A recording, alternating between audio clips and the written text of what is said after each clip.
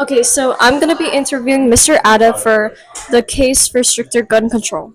Okay, could you share your full name, background, or experience with this issue?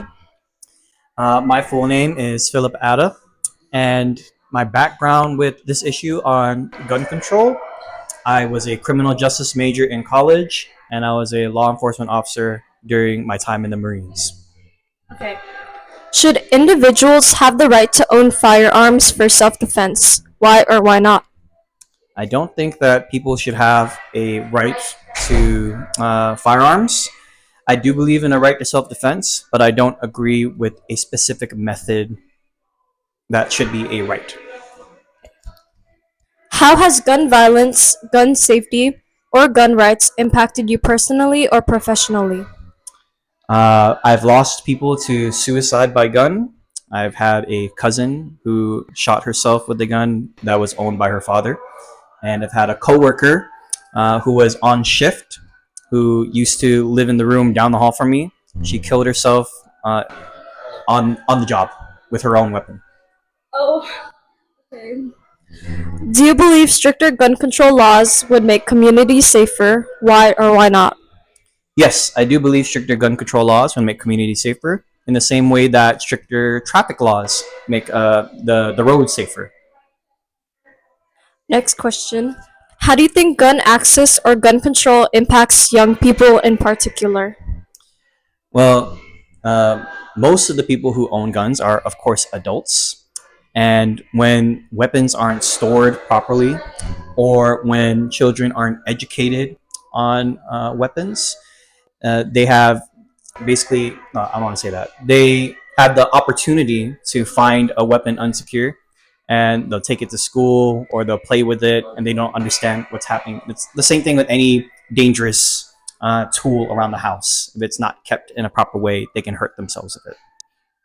Next question. Do you think students today feel safer or more afraid because of the presence of guns in society?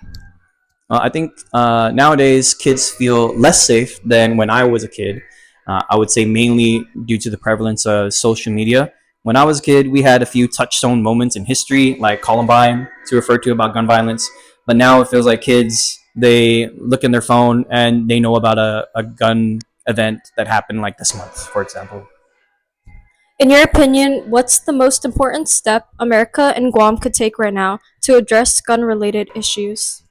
The easiest, most efficient thing to do right now would be to close the boyfriend loophole, which is when we usually have laws in states and cities that say if you are convicted of domestic violence, then you cannot have a gun.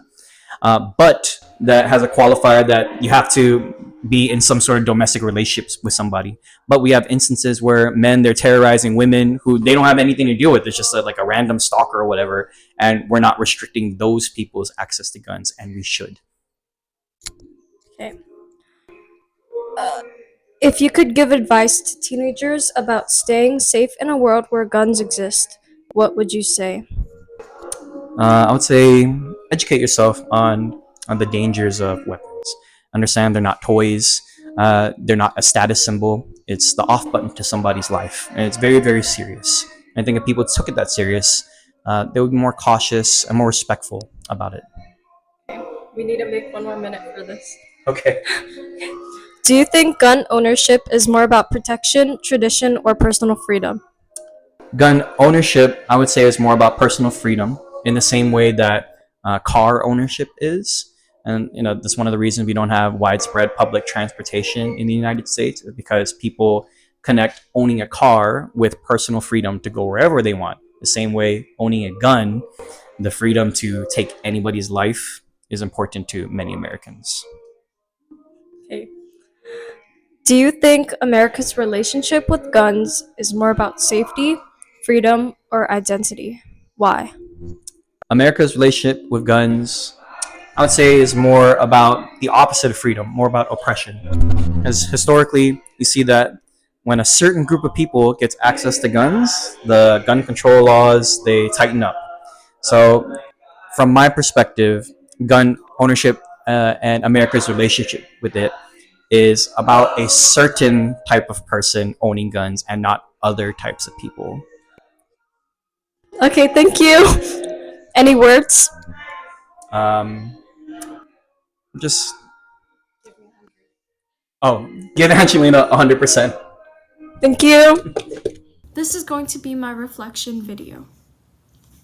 As you can see from the interview, Mr. Atta has experienced firsthand what gun violence does to someone. From serving in the Marines or even his previous work, gun violence is everywhere. After experiencing so much, Mr. Atta's stance on gun violence is clear. Enforcing stricter gun control laws would be a crucial step into improving public safety and preventing unnecessary deaths.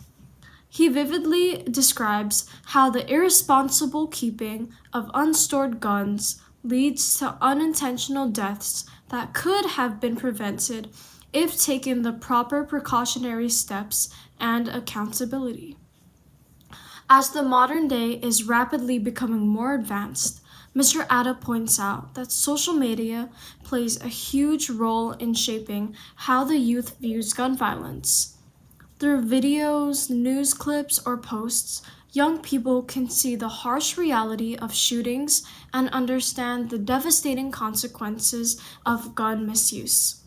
He believes that America's relationship with guns is about the opposite of freedom. It's about oppression. His experiences and insights strongly support my claim that guns do not make us safer. Instead, they increase the risk of harm and tragedy in everyday life. Overall, his perspectives gives real-world evidence to my stance that gun control is not about taking away rights. It's about saving lives. Thank you.